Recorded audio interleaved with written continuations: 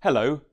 You might have seen that the European Parliament voted the other week that the EU should increase its 2030 renewables target from 27% of energy consumption, which the European Commission had proposed, to 35%. Now, the member states of the EU agreed back in December that they wanted to stick with 27%.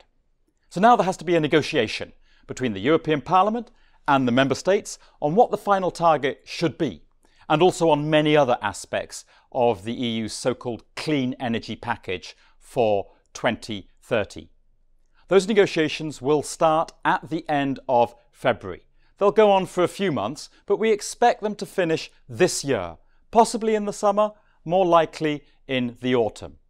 Now, apart from the renewables target, there are two other very important issues which the Parliament and the Member States need to negotiate. One is how much detail and how much clarity should the Member States put in their national energy plans that they have to write under the terms of the Clean Energy Package. The Parliament want more detail, the Member States want less. The other issue is how much visibility should the Member States give to us, the industry, about their future detailed support for renewables. When will the auctions take place? How much new capacity are they going to be auctioning? And so on. The Parliament want 5 years visibility on all of this. The Member States say 3. Now, these issues and many others are going to be negotiated together as part of a package. So the Parliament might decide that it can give up on some of the things that it wants in order to get that higher target. Let's see. The key question is going to be how willing will the member states be to move on the target? Now, Denmark and Portugal have already said they want a higher target, but we know that many countries in Central and Eastern Europe will not want a higher target. The key is going to be France and Germany. France is quiet for now. They're waiting to see what Germany does as and when they have a new government. Now, some of you might have seen that the preliminary coalition agreement between the parties in Germany, the CDU, CSU and the SPD, increases Germany's national renewables target to 65% of electricity by 2030. So a new German government might be inclined to support a higher EU renewables target as well. Now, the other key player in these negotiations is the European Commission.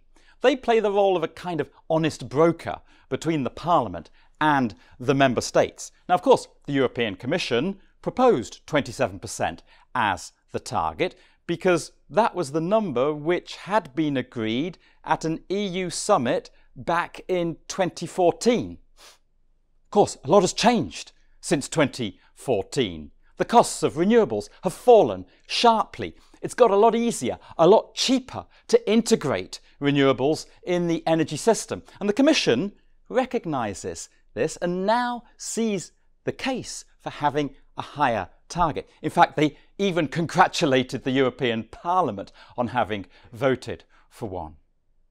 Now, we talk about the negotiations and what needs to be agreed between the Parliament and the Member States. Actually, there are a lot of issues in this clean energy package on which the Parliament and the Member States are already agreed. They agree, for example, that it should be much harder for Member States to change their renewables support retroactively.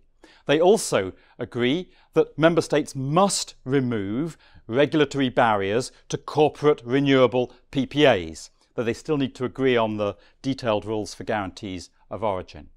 The Parliament and the Member States also agree that on the question of when exactly should countries install their new renewables between now and 2030, that there should be a progressive trajectory with 3 interim targets during the 2020s which the EU should meet. Now, we would have preferred a very smooth linear trajectory, but a progressive trajectory should be okay provided those interim targets are right.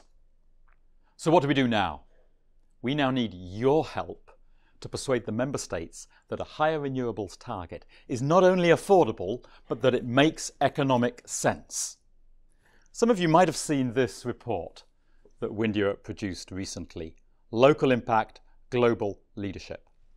This report shows that a higher target means more jobs in wind and in other sectors in our supply chain, in chemicals, in steel, in construction.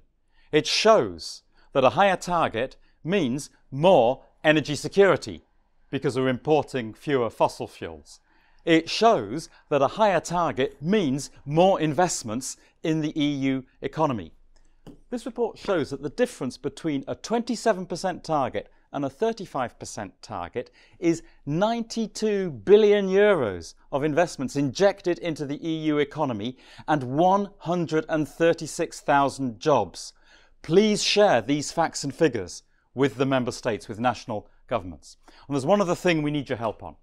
It's those national energy plans that I mentioned earlier. Remember, every EU member state has to produce one under the Clean Energy Package. And these plans have to detail what new renewables you as a country are going to install between now and 2030 and what you're going to do with your existing renewables that come to the end of their normal operational life between now and 2030.